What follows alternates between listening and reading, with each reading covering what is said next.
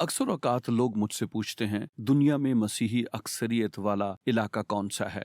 और हो सकता है आपको मेरे जवाब पर हैरत हो, क्योंकि दुनिया का मसीही बशारत की अक्सरियत वाला इलाका शुमाली अमेरिका नहीं है, ये मगरबी यूरोप नहीं है, बल्कि दुनिया का सबसे बड़ा बशारती इलाका हिंदुस्तान की कौम में है। ये मशरकी हिंदुस्तान का हिस्सा है और आज मैं इसके मुतालिक आपसे बात करना चाहता हूँ। आपको मालूम है 1953 में हिंदुस्तान के मशरकी बईद में एक इलाका था जहाँ खुदा का रूह आया और कुदरत से काम किया। खुदा ने वहाँ मसीहों पर बेदारी भेजी।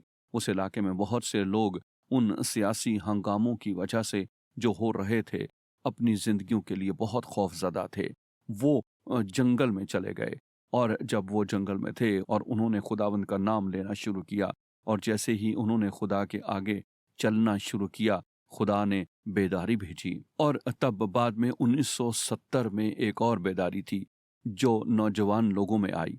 बिली ग्राहम इस इलाके में गया और खुदा का कलाम सुनाया और खुदावंद कुदरत के साथ मुतहरक हुआ।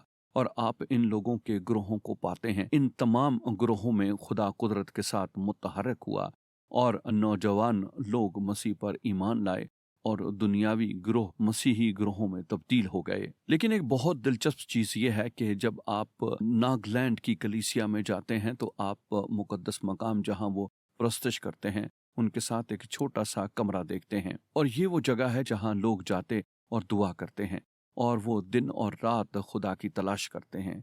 मैं इंडिया में बड़ी कलीसियाओं के पासबानों के साथ मिला हूँ जिन्होंने नागा के लोगों से इस किस्म की दुआ करना सीखा है।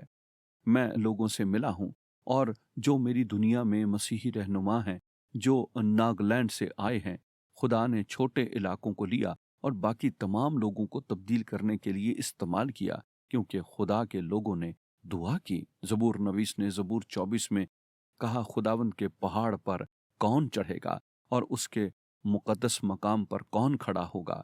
और आगे कहता है, वही जिसके हाथ साफ और जिसका दिल पाक है।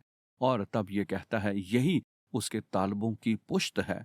अब ये वो नस्ल है। नागालैंड के लोगों के पास हमें सिखाने के लिए बहुत कुछ है, लेकिन ज्यादातर वो दुआ के मुतालिक सिखाते। मैं ईमान रखता हूँ कि अमेरिका में, यूरोप में और तमाम दुनिया में हम नागा के लोगों से सीख सकते हैं। अजीम बेदारी जो खुदा ने दुनिया के इस इलाके में भेजी, जिसने उसको तमाम दुनिया का सबसे ज्यादा बशारती इलाका बनाया। आइए खुदा की तलाश करें, आए वो नस्ल बने जो उसकी तालिब है। तब वो आएगा और वो अपने लोगों को मिलेगा, जैसा कि ज़बूर नवीस 24 में कहता है। इसलिए आइए वो नस्ल बने जो खुदा की तालिब है।